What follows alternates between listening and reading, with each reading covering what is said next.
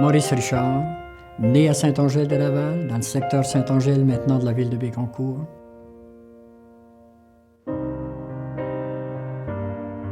Qui sommes-nous dans les années 60?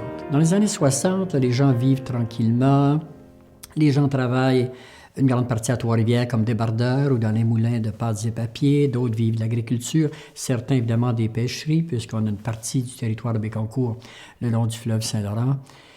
Petite vie tranquille, en fait. Il ne se passe pas beaucoup d'événements. Il y a deux gros secteurs, secteur Saint-Grégoire, secteur Gentilly, qui sont ce qu'on appelait dans le temps les villages cendres, où il y a un petit peu plus de commerce. Les commerces sont des commerces locaux, des commerces de services. Les gens se battent pas entre eux vraiment. Il y a des petites chicanes qui existent pour le hockey, pour la balle, là, ou pour des raisons politiques, où on fait brûler des bonhommes de paille à chaque élection pour s'amuser. Donc, il y a une petite vie sociale intéressante, mais ça bouge pas beaucoup là, depuis quand même quelques siècles, en fait, dans le milieu. Alors, tout fonctionne bien.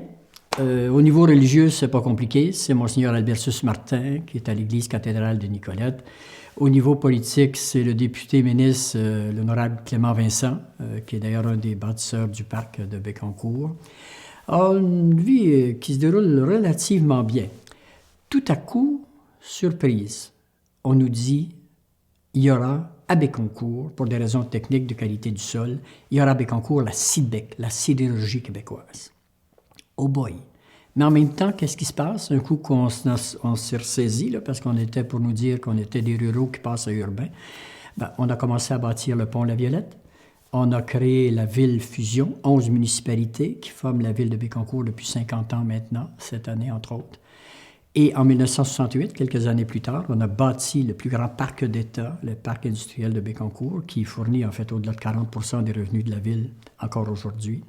Donc, un impact majeur. Et là, la vie a changé. Là. La vie a changé beaucoup. On est toujours à l'époque des années 60.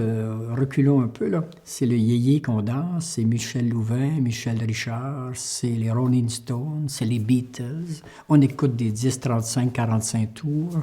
On va encore à la poste pour poster, puis on achète des timbres poste. Là. C'est assez fascinant. Alors, il y a tout un changement de société depuis 50 ans. Mais aujourd'hui, on peut réaliser, et avec plaisir, que 50 ans plus tard, nous sommes un bel exemple de ville en développement et avec un devenir fantastique qui a été bâti sur une surprise qu'on a eue dans les années 60, de se faire dire qu'on était l'endroit idéal pour installer la sidérurgie québécoise. Eh bien, mesdames, messieurs, bon anniversaire.